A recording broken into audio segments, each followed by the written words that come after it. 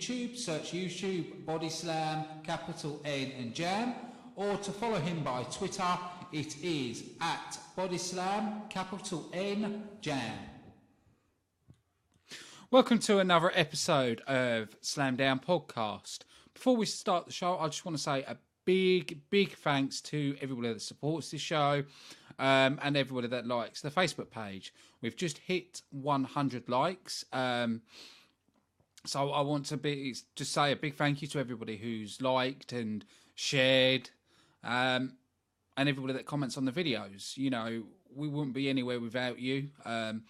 One thing that I always say, this podcast is, well, just call it a podcast. Oops. I mean, this live stream is about you, the fans. It's about giving unbiased opinions of the wrestling products at the moment with Raw, Smackdown, TNA.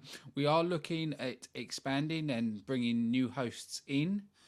Saying that, I have got news. We will be on air Friday. Not sure what time yet because I'm still waiting to speak to the hosts that are going to be doing this new show, and we're going to be having Lucha Underground Talk starting from Friday. It's going to be every 2 weeks. It's going to be a bi-weekly show where they review Lucha Underground in its entirety. And that will be presented by one of my friends, Keegan, and his friend, Shay. And they will cover everything Lucha Underground. We're still looking for people to do an NXT show, a Ring of Honor show. I want this place to be where we have people covering all angles of wrestling. You know, I'm still looking for someone who can review UK wrestling and USA Indie and Japan. You know, there's a lot of things I'm looking at doing. And if anybody's watching this that's interested in hosting a show, you know, message me through the page or on Twitter, and I'll add you to Skype. We'll have a talk and go from there. So, big thanks to everybody. So, let's move on to SmackDown. Now, I am going to talk about 205 Live, but I'm going to go through SmackDown first, and then we'll get into the 205 Live and discuss the positives and negatives about that. Also, if you're watching this, don't forget you can comment as well, because I do read the comments and I will answer that while we're live. So let's start with Becky Lynch and Alexa Bliss. Now, we saw the contract signing between them two for TLC. Things did get very heated between them.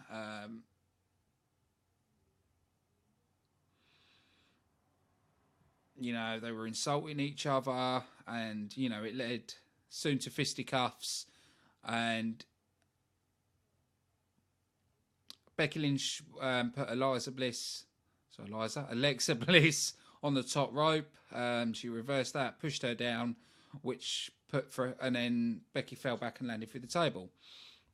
I do think the way SmackDown done this contract signing and was a lot better than when Raw did that with Charlotte and Sasha Banks.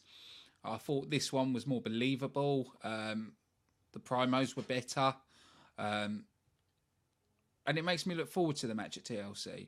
Normally, I don't look forward to TLC or what I call gimmick pay-per-views, where it's not really special because you know what it is. You know there's going to be TLCs everywhere. It's like Hell in the Cell. You know, it ruins it for me. You know, I liked it when they did, I'll give you an example of this, Money in the Bank. I liked it when Money in the Bank was at WrestleMania. You know, it was a specialist show that was on at WrestleMania, and there was one match. You know, having a whole pay-per-view around it, I'm not a big fan. You know, I think they could leave it and just have normal pay-per-views and then have specialist matches come up here and there and, you know, surprise us with it. After that, we had Dolph Ziggler and Kalisto against The Miz and Baron Corbin. Right. The only problem I've got with this match is Dolph Ziggler and The Miz again. Jesus Christ. And I've said this before. Why do you want to repeat matches over and over again? I don't see no point in it. I don't mind if they were doing like the best of 3. That's fine. It's like when Raw did the best of 7. It's too much. It's overkill. You know, you can't just keep showing the same match over and over and over and over. I get bored of it. And I know there's probably some fans watching this that probably think the same. But if you don't, please let me know. It gets too repetitive. You know, they're both brilliant athletes, but I don't want to keep watching the same thing over and over and over again. You know, I get disengaged with it and it just starts to bore me. But on the positive side, I like the way they're building up Kalisto and Baron Corbin with the attacks. Because them two, you know, that is a rivalry I like. I hope it ends at TLC and that's it. And then they move on to something else. But I'm also really liking Kalisto at the minute. I think his ability in the ring has improved so much. Part of me wishes that Smackdown did have the cruiserweights, because I'd have loved to see Kalisto in the cruiserweights. I think he would have made a big difference and would have been amazing. But in the tag match, it went ahead. There was a fury of action between Corbin and Ziggler. Went to out the ring. Kalisto surprised The Miz with a Del Sol. But then Jesus Christ. Baron Corbin rushed in the ring with a chair and hit Kalisto with it, so it ended in no DQ, which is building up for their match at TLC when them two go against each other in a chairs match. After that, we had Carmella come into the ring, you know, talking about John Cena, about the Bella Twins. Nikki came out furious and then started attacking Carmella for the comments she made about John Cena and them, and Carmella managed to get out of the ring. And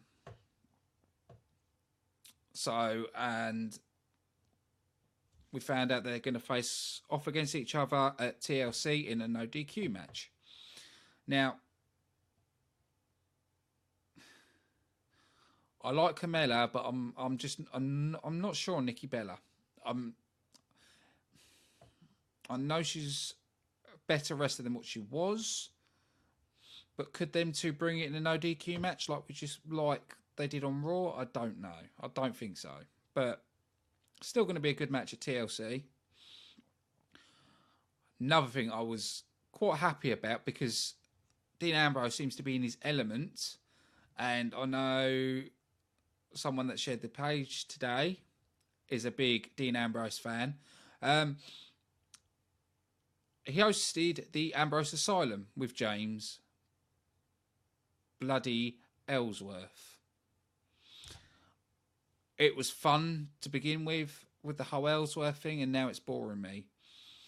I don't like it that they've picked AJ Styles and sort of pushing AJ Styles and, you know, down a little bit with having Ellsworth get these victories over him. I know Dean Ambrose interfered and all that jazz, but to me, yeah, it's getting old fast. But yeah, it ended up with AJ Styles shoving James Ellsworth into Dean, and Dean fell back, hit the ladder, was out the ring, and then he started throwing Ellsworth about the ring, across the tables, knocking everything over. AJ Styles went outside the ring, attacked Dean some more, and then hit him with the steel steps, and then went back in the ring, attacking Ellsworth, and then throwed him out, hit him with a chair on his back, and then did the Styles Clash on top of the stairs, which to me would looked absolutely freaking amazing. I'd have liked that to be the end of Ellsworth to never come back, but you know. And you see him, Ellsworth being strapped to a board, taken backstage, and put into an ambulance where Dean went with him.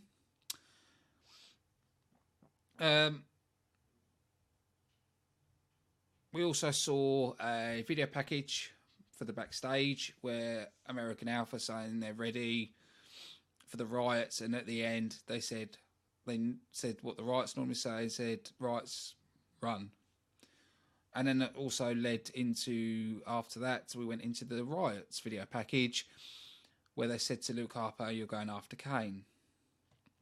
So we saw Kane against Luke Harper again. It was quite a good match. They both made it look kind of even, but then Kane got the underhand, got the chokeslam on him, and won again. And then we had our main... Well, it wasn't our main event. Well, we've had our main event, which was Bray Wyatt and Randy Orton against American Alpha. Now, I was worried about this match. With Randy Orton being such a high caliber athlete and high in the WWE rankings, I was a bit worried that, you know, they were going to overpower American Alpha and basically make them look like nobodies. But they didn't. American Alpha performed really well. The match was brilliant. I know I normally do my 2-star ratings, but I will do that after I've covered everything here. It was a brilliant match. I'll try not to go too much into the matches because I want people to go and watch them because they were that good. For me, SmackDown beat Raw. I know Raw was so much better, but SmackDown won. This was brilliant show by SmackDown. But in the end, we saw Bray Wyatt and Randy Orton getting the victory thanks to Luke I will get it out. Luke Harper interfering and saving them too. Then we went to backstage where we saw Heath Slater and Rhino watching the match on the screen. And AJ come in saying, "I'm the only one that matters around here," which led in Dean Ambrose came in to attack him, threw him around the office, and beat him down. Now, I've said this recently, there seems to be a sort of a change in WWE, because before we never really saw much backstage attacks, really, and stuff like that, like fight in the parking lot, but they seem to be bringing that kind of stuff back, and it's working. I'm quite impressed with the WWE product at the minute. You know, I'm not a big fan of Raw. You know, I think Raw could do so much better. But it's getting there. So, the Dolph Ziggler, Kalisto, The Miz and Baron Corbin match, for me, it's definitely a 1.5 stars out of 10. Out of 5.